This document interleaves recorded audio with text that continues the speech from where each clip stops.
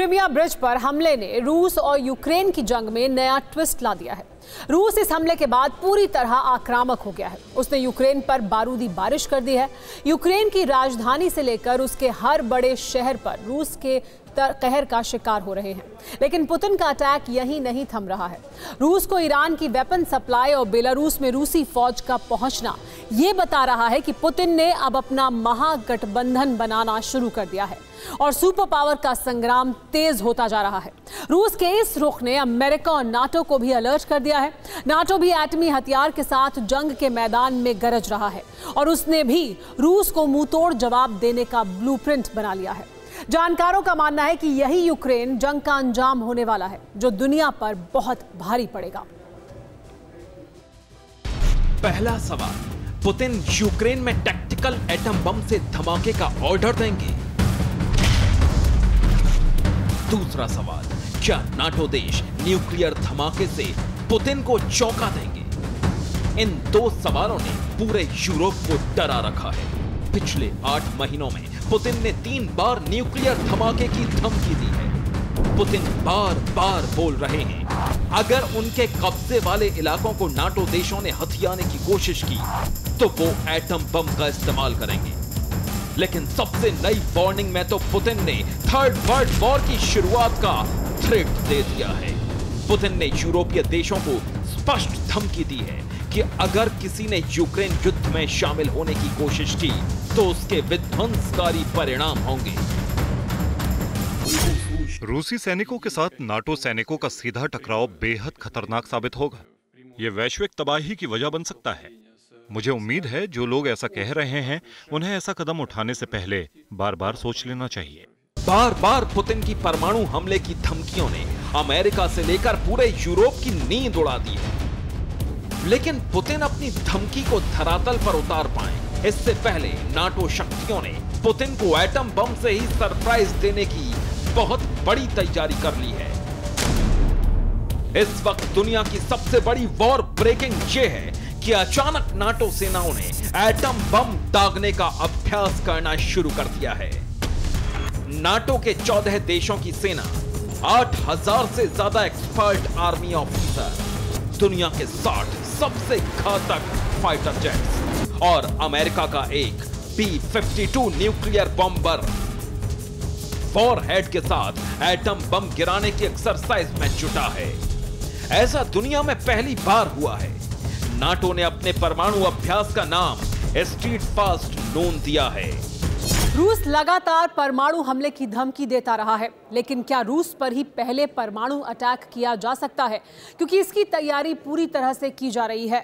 NATO एक nuclear exercise कर रहा है। अमेरिका के वो बॉम्बर जो दुनिया में कहीं भी न्यूक्लियर हमला कर सकते हैं, B-52 न्यूक्लियर बॉम्बर को वॉरहेड के साथ तैनात कर दिया गया है। इसके जवाब में रूस भी अपनी एटमी तैयारी पूरी कर रहा है। नाटो को जवाब देने के लिए रूस ने भी न्यूक्लियर वॉर ड्रिल का ऐलान कर दिया। रूस की न्यूक्लियर वॉर एक्सरसाइज का नाम है ग्रोम। यानी एक तरफ नाटो की nuclear war exercise Steadfast Noon और दूसरी तरफ रूसी न्यूक्लियर वॉर एक्सरसाइज ग्रोम। एक ही वक्त धरती पर एटम बम दागने के 2 महाअभ्यास की खबर पूरी धरती को डरा रही है। अब डिटेल में जानिए कि रूस में एटम बम दागने का पक्का इरादा करके न्यूक्लियर वॉर एक्सरसाइज कर रहे नाटो देशों की तैयारियां क्या हैं। 17 अक्टूबर को नाटो देशों ने उत्तर पश्चिमी यूरोप में परमाणु अभ्यास शुरू किया है। यह अभ्यास रूस की सीमाओं से करीब 1000 किलोमीटर यानी 625 मील दूर हो रहा है। नाटो का मतलब रूस के खिलाफ 30 देशों की ताकत की मुट्ठी। अब तक नाटो देश यूक्रेन को बाहर से समर्थन दे रहे थे।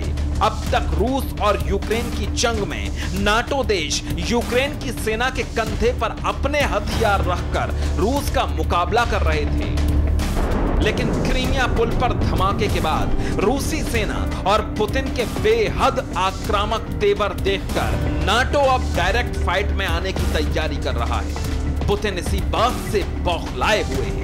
इसलिए नाटो देशों को पुतिन की ओर से दी गई सबसे नई धमकी एक बार और सुनिए। रूसी सैनिकों के साथ नाटो सैनिकों का सीधा टकराव बेहद खतरनाक साबित होगा।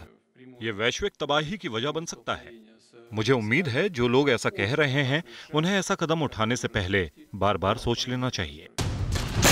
क्रीमिया पुल पर विस्फोट के बाद रूसी सेना ने जिस तरह से यूक्रेनी शहरों पर बड़ी मिसाइलों से हमला किया और तबाही मचाई, उसके बाद से नाटो और रूस आमने सामने आ गए।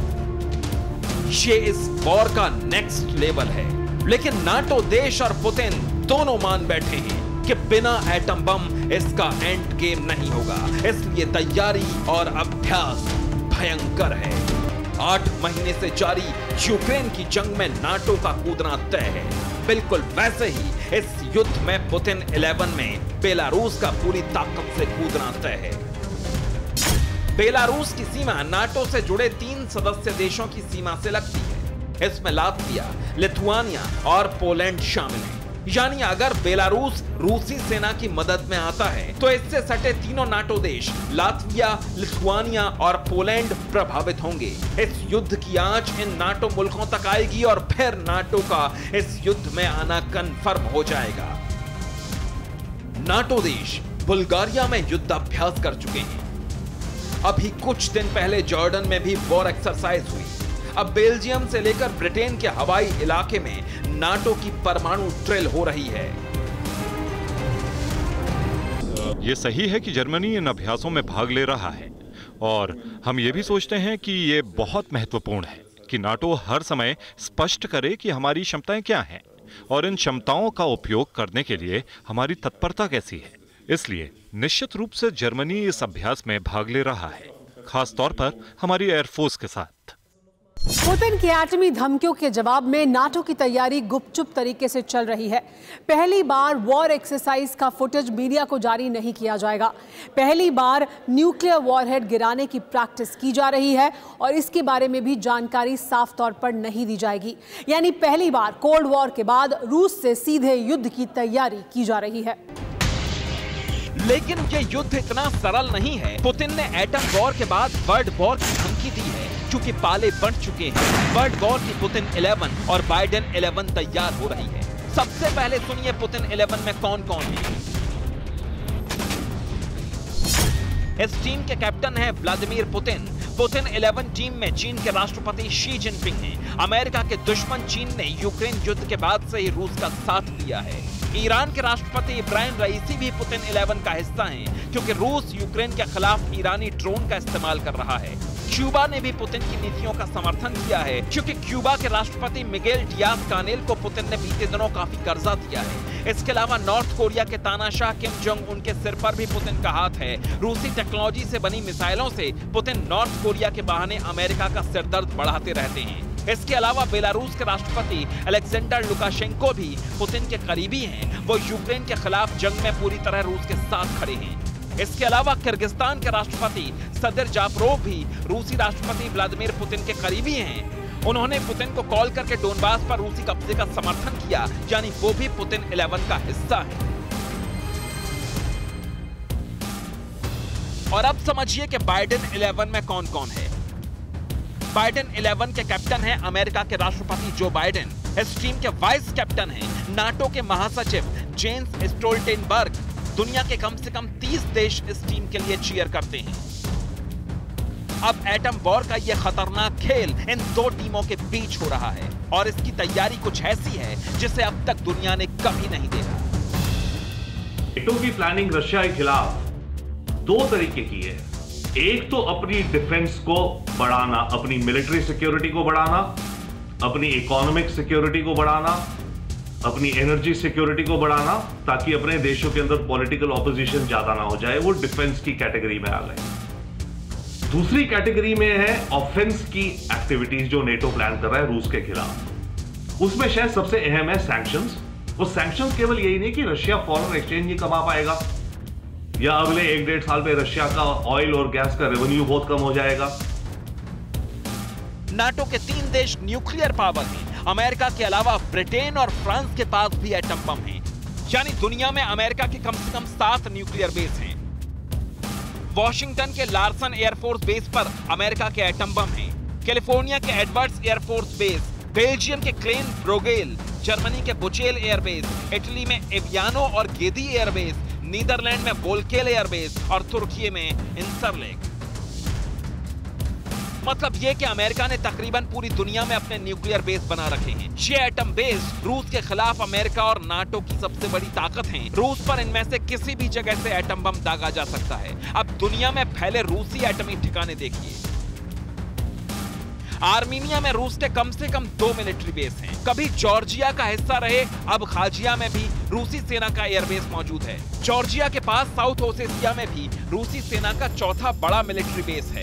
कजाकिस्तान के 10 सेरी शगल anti ballistic missile testing range और बैकोनूर कॉस्मोड्रोम का इस्तेमाल रूस ने काफी समय तक किया है। अफगानिस्तान के पास ताजिकिस्तान में भी रूस का बड़ा मिलिट्री बेस है। रूस ने सीरिया में भी कम से कम 4 बड़े नेवल और एयरबेस बना रखे हैं।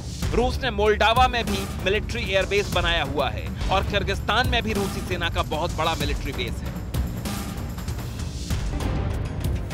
अमेरिका की तरह रूस भी दुनिया भर में फैले अपने कई मिलिट्री, नेवल और एयरबेस से कभी भी कहीं भी एटम बम दाग सकता है। रूस ने अपने देश की सीमा के बाहर दुनिया में कम से कम 9 देशों में अपने एटम बेस बना रखे हैं। एटमी ताकत के मामले में रूस अमेरिका से कहीं ज्यादा शक्तिशाली है, लेकिन दुनिया भर में अमेरिका के एटमी अड्डे ज्यादा हैं। रूस और नाटो दोनों एक दूसरे पर हमले को तैयार हैं। ऐसे में अगर एटम बम फटा तो विनाश की कल्पना भी कोई नहीं कर पाएगा। अब आपको बताते हैं कि पुतिन 11 और बाइडेन 11 की ताकत क्या है। अगर वो आमने सामने हैं, यानी पुतिन और बाइडेन आमने सामने हैं, तो उनकी जो टीमें हैं उनके चेहरे कौन हैं और उनकी ताकत क्या है। टीम बाइडेन 11 का चेहरा है नाटो महासचिव जेन्स स्टोल्टनबर्ग और अमेरिकी राष्ट्रपति जो बाइडेन। वहीं दूसरी तरफ पुतिन 11 का चेहरा है रूसी राष्ट्रपति व्लादिमीर पुतिन। बाइडेन 11 की कुल जीडीपी $44 ट्रिलियन है, यानी ये बड़ी जीडीपी है। इसकी तुलना में रूस की जीडीपी इससे बहुत कम, सिर्फ $1.71 ट्रिलियन की ही है। इसके बाद आर्मी जवानों की बात करते हैं, यानी इनकी अगर ताकत की तुलना की जाए जीडीपी के अलावा, वो ताकत किस तरह की है। अगर सेना के जवानों की बात की जाए तो 44,05,700 सैनिक हैं जो नाटो के पास हैं, तो वहीं 13,50,000 सैनिक हैं जो रूस के पास हैं। नाटो की सेना और रूस की सेना की अगर तुलना की जाए तो उसकी बात इस तरह की है। नाटो के एक्टिव सैनिक अगर बात करें तो करीब 33,66,000 हैं। रूस के एक्टिव सैनिक करीब 8.5 लाख के करीब हैं। इसके अलावा इसके बाद बात करते हैं रिजर्व फोर्स की, वो कितनी है। नाटो की रिजर्व फोर्स 13 लाख है और रूस की 2.5 से 3 लाख के बीच है। इसके बाद बात होगी पैरा यूनिट की। पैरा यूनिट में नाटो के 7,38,000 जवान हैं और रूस के पास 2,50,000 जवान हैं। इसके बाद नाटो के पास कुल 20,000 से ज़्यादा एयरक्राफ्ट हैं और अकेले रूस के पास 4,173, जिनमें से फाइटर जेट की अगर बात करें तो नाटो के पास फाइटर जेट कितने आइए वो भी आपको बताते हैं। 3,527 फाइटर जेट है नाटो के पास, तो रूस के पास 772 फाइटर जेट मौजूद हैं। इसके बाद बात करते हैं ग्राउंड अटैक एयरक्राफ्ट कितने हैं। नाटो के पास 1,048 है तो रूस के पास 739 हैं। ट्रांसपोर्ट एयरक्राफ्ट कितने हैं। ट्रांसपोर्ट एयरक्राफ्ट की बात करें तो नाटो के पास 1,543 हैं तो रूस के पास 445 ट्रांसपोर्ट एयरक्राफ्ट हैं। स्पेशल एयरक्राफ्ट कितने हैं। स्पेशल एयरक्राफ्ट नाटो के पास 1,014 हैं तो रूस के पास 132 हैं। टैंकर्स एयरक्राफ्ट कितने हैं। नाटो के पास 30 देशों के कुल मिलाकर, जो 30 देश हैं नाटो के, उनके कुल मिलाकर 678 हैं तो रूस के पास सिर्फ 20 हैं। कुल हेलीकॉप्टर कितने हैं अगर नाटो और रूस की तुलना की जाए तो नाटो देशों के पास 8,485 और रूस के पास 1,543 हैं। इन हेलीकॉप्टर्स में अटैक हेलीकॉप्टर्स कितने हैं। 1,905 अटैक हेलीकॉप्टर्स हैं और इसके अलावा एटम बम की अगर बात की जाए, एटम बम कितने हैं तो देखिए एटम बम जिसके बारे में हम बार बार कह रहे हैं कि दुनिया पर इसका खतरा मंडरा रहा है, नाटो के पास 5,943 तो अकेले रूस के पास 5,977। ये तुलना है अगर हम बात करें एटम बम की दोनों के बीच।